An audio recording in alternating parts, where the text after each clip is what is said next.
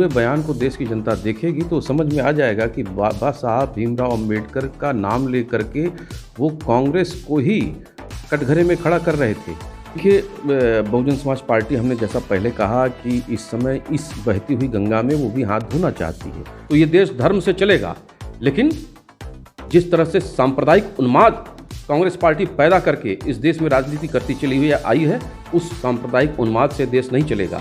Congress party एक agent के रूप में देश में काम कर रहे हैं। दोस्तों नमस्कार, और आप देख रहे हैं विस्तार भारत। विस्तार भारत में आपका स्वागत है। हम बात करने के लिए कुछ मुद्दों पे आ गए हैं, क्योंकि जिस तरीके से देश में एक सरगर्मी चल रही है, राजनीतिक माहौल चल रहा है, लगातार विपक्ष सरकार को घेरने में जुटा हुआ है। हमारे साथ हैं बीजेपी के प्रवक्ता हैं गौरव मिश्रा। गौरव मिश्रा जी से आज बहुत सारे सवाल भी होंगे जिस तरीके से वर्तमान स्थिति चल रही है। गौरव जी, ये बताइए कि जिस तरीके से बाबा साहब भीमराव अंबेडकर को लेकर अमित शाह को लगातार विपक्ष घेर रहा है, विपक्ष ये कह रहा है कि देश के प्रधानमंत्री नरेंद्र मोदी एक तरफ दलितों के पैर धुल रहे हैं और दूसरी तरफ अमित शाह बाबा साहब भीमराव अंबेडकर का अपमान कर रहे हैं। इसको लेकर क्या कहेंगे आप? देखिए, मुझे लगता है कि कांग्रेस पार्टी जिस तरह से बाबा साहब भीमराव अंबेडकर के मुद्दे को उठाई है, अमित शाह जी के उस बयान को लेकर, उस बयान का सिर्फ छोटा सा एक क्लिप लेकर के देश की जनता कांग्रेस पार्टी से ज़्यादा समझदार है। जब पूरे बयान को देश की जनता देखेगी तो समझ में आ जाएगा कि बाबा साहब भीमराव अंबेडकर का नाम लेकर के वो कांग्रेस को ही कटघरे में खड़ा कर रहे थे। और दूसरी सबसे महत्वपूर्ण बात, कांग्रेस बाबा साहब का चित्र लेकर के संसद में पहुंचती है और जय भीम करती है, और वही भीमराव अंबेडकर जी का चित्र 1990 तक संसद के अंदर लगाने से मना करती है, लगाने नहीं देती है।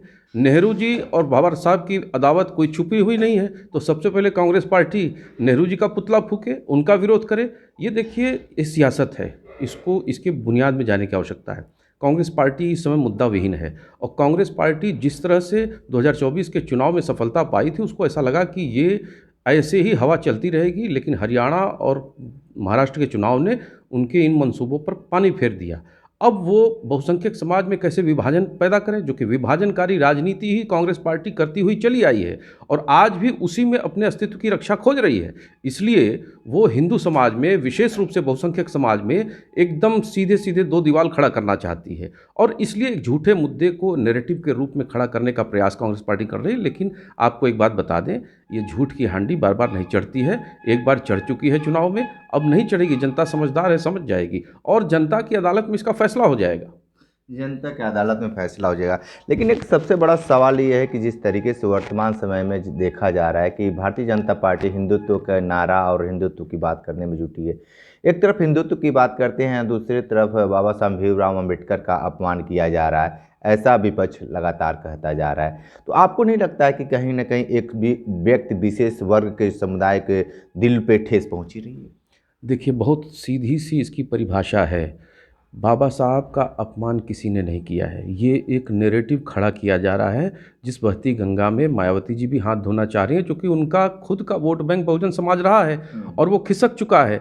आज 70 वर्ष की राजनीति में बहुजन समाज को जो उनकी मूलभूत आवश्यकताएं थीं कि उन्हें कांग्रेस पार्टी पूरा की। गरीबी हटाओ के नाम पर गुर्बत में देश के दलित समाज को डाल करके रखा, आरक्षण पर कुंडली मार करके रखा। उस आरक्षण को देने का काम भारतीय जनता पार्टी की सरकार ने किया है। बाबा साहब को भारत रत्न देने का काम भारतीय जनता पार्टी ने किया है। बाबा साहब से जुड़े हुए उन सभी मानदंडों को, जहां उनका जन्म हुआ, जन्म से लेकर के ब्रिटेन तक, उन सभी स्थानों को तीर्थ के रूप में विकसित करने का काम किया है। और वो सारे मूलभूत आवश्यकताएं, रोटी, कपड़ा और मकान, इसको देने का काम भारतीय जनता पार्टी ने किया है। और उसके सबसे बड़ा लाभार्थी अगर कोई है तो वो अल्पसंख्यक समाज है और दलित समाज है। और आज पूरा देश एकजुट होकर के आज मोदी जी के साथ खड़ा है। किस तरीके से इस समाज में विभाजन पैदा किया जाए, ये उसी की राजनीति है और कुछ नहीं है। एक बात बताइए कि आने वाले समय में जो चुनाव होंगे, तो क्या इसका परिणाम जो बाबा साहब भीमराव अंबेडकर को लगातार अब तो लगातार कांग्रेस हुई, सपा हुई और बसपा भी ऐलान कर चुकी है कि हम विरोध प्रदर्शन करेंगे अमित शाह को लेकर। तो आपको लगता है कि जिस तरीके से आने वाले समय में अगर चुनाव होता है तो इसके परिणाम क्या हो सकते हैं? देखिए, बहुजन समाज पार्टी, हमने जैसा पहले कहा कि इस समय इस बहती हुई गंगा में वो भी हाथ धोना चाहती है। जनाधार उसका भी खसक चुका है। दलित समाज उससे काफ़ी हद तक छूट चुका है। बहुत छिटपुट समाज ही बचा हुआ है जो बहुजन समाज पार्टी के साथ खड़ा है। लेकिन उसका सबसे बड़ा कारण ये है कि सबसे जो हमारी जनता है, जो दलित समाज है, वो जिस तरीके से ऊपर आया है, सरकार की योजनाओं ने उन्हें आच्छादित किया है। कभी भी देश का ये समाज नहीं चाहेगा कि भारत के विकास की गति रुके और ऐसे हाथों में जाए जो भारत को टुकड़े टुकड़े में बांटना चाहती है, जो सोरोस के इशारे पर भारत को कई खंड में तोड़ना चाहती है, जो भारत तेरे टुकड़े होंगे इंशाअल्लाह इंशाअल्लाह वालों के साथ खड़ी रहती है। तो जो कहती है कि आरक्षण की सीमा को हटा दिया जाएगा, यानी जो दलित आदिवासी पिछड़ों को जो आरक्षण मिला है उसकी सीमा को कम करेंगे, उनके हक हिस्से को खाएंगे और जो संसाधन लोगों के पास हैं उनसे छीन करके उन लोगों में वितरित करेंगे जिनका भारत के संसाधनों पर पहला हक है, ऐसा उनके प्रधानमंत्री ने कहा था। और ये क्रोनोलॉजी अगर आप उठा करके देखेंगे तो हिंदू कोड बिल से लेकर के, हिंदू मैरिज एक्ट से लेकर के, वक्फ बोर्ड से लेकर के, या फिर प्लेसेस ऑफ वर्शिप एक्ट ले लीजिए, हिंदू जो कम्युनल वायलेंस बिल आया था 2013 में, ये सारी घटनाएं, ये सारे क्रियाकलाप कांग्रेस पार्टी के बताते हैं कि देश के बहुसंख्यक समाज को वो बांट कर रखना चाहती है या गुलाम बना कर रखना चाहती है। हिंदू कोड बिल की जो बात करें तो हिंदू कोड बिल तो इसमें महिलाओं को बहुत बेहतर बनाने के लिए बात कही जा रही है, लेकिन आप उसको भी उसी ताक में रख रहे हैं कि बहुसंख्यकों के लिए नुकसान पहुंचा रहे हैं। नहीं, बहुसंख्यकों के नुकसान के लिए नहीं मैंने कहा। मैंने कहा जिस तरीके से बाबा साहब को हिंदू कोड बिल पर भी कांग्रेस पार्टी ने अपमानित करने का काम किया, मैंने उसका उदाहरण दिया है। कांग्रेस पार्टी के पूरे एक्ट को, पूरे उनके क्रियाकलाप को आप उठा करके देख लिए 1947 से लेकर के अब तक, तो देश के बहुसंख्यक समाज, दलित समाज की विरोधी पार्टी रही है। आज उसको ऑक्सीजन दिखाई देता है दलित दलित बाबा साहब करने में।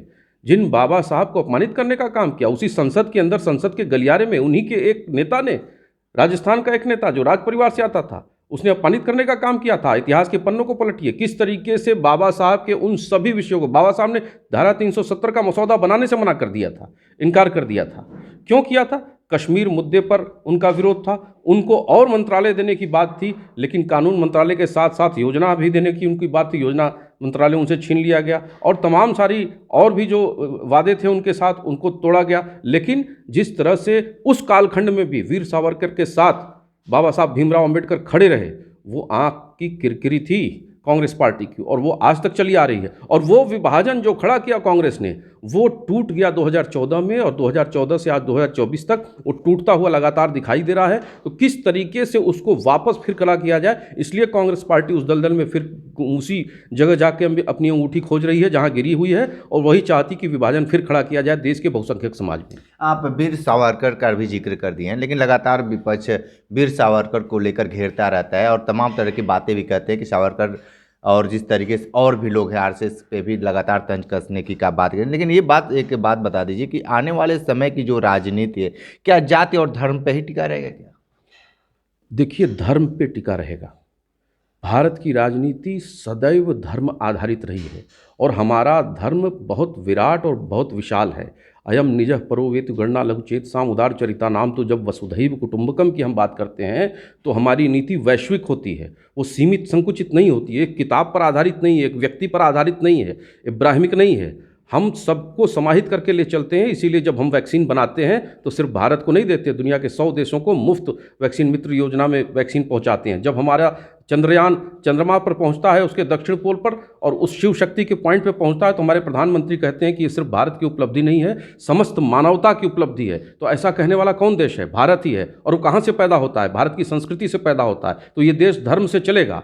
लेकिन जिस तरह से सांप्रदायिक उन्माद कांग्रेस पार्टी पैदा करके इस देश में राजनीति करती चली हुई आई है, उस सांप्रदायिक उन्माद से देश नहीं चलेगा, तुष्टीकरण से देश नहीं चलेगा, तृप्तिकरण से देश नहीं चलेगा। सबका साथ, सबका विकास, सबका प्रयास, सबका विश्वास, उसके आधार पर देश चलेगा। एक सवाल ये भी कि जिस तरीके से स्वर्ग जो जाने की जो बातें कही गई सदन में, उसको लेकर क्या कहेंगे? क्या वाकई आज के समय में जो बाबा साहब भीमराव अंबेडकर को लेकर, नाम लेकर सिर्फ अपने आप को सुर्खियाँ दिखलाना चाहते हैं, या स्वर्ग की बातें करके अगर भगवान के नाम लिए होते तो आप स्वर्ग में आते, इस तरीके की बातें कहना क्या अमित शाह को सही है?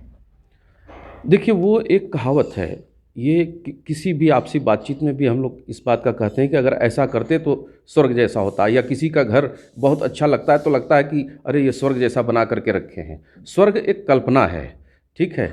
और जिस हेवन की वो तुलना कल्पना करते हैं, कांग्रेस पार्टी जिस तरीके से इस देश को लूटी है और अपने लिए स्वर्ग जैसा वातावरण पैदा की है और देशवासियों के लिए नरक जैसा वातावरण पैदा की है, तो उनको अब जो नरक में रहना पड़ रहा है, इसलिए वो मार्ग उन्होंने दिखाया कि इस मार्ग पे चलो तो तुम वापस फिर स्वर्गवासी हो जाओगी।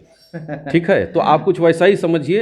ये एक जुमला है, लेकिन इसको गलत तरीके से प्रस्तुत करने का मीडिया भी काम कर रहा है, एक विभाजन खड़ा करने का काम कर रहा है, एक नैरेटिव चल रहा है। लेकिन मीडिया पे आरोप मत लगे, मीडिया तो आप लगातार विपक्ष यही कह रहा है कि मीडिया आपकी है, सब चीज़ आपका है, तो आप मीडिया पे भी भरोसा नहीं करें तो फिर किस पे भरोसा करेंगे? 14 पत्रकारों पर जो प्रतिबंध लगाया गया था कांग्रेस पार्टी और इंडी गठबंधन के द्वारा, वो कौन से थे? वो मीडिया नहीं था क्या?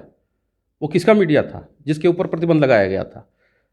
मीडिया यदि स्वतंत्र है तो इस तरह के प्रतिबंध किस बात के? भारतीय जनता पार्टी ने तो कभी किसी के ऊपर प्रतिबंध नहीं लगाया, सबको स्वतंत्रता रही है। लेकिन जिस तरह से इसी विषय को खड़ा किया जा रहा है भारत के अंदर, ये सोरोस का दिया हुआ फार्मूला है जिस पर कांग्रेस पार्टी एक एजेंट के रूप में देश में काम कर रहे हैं।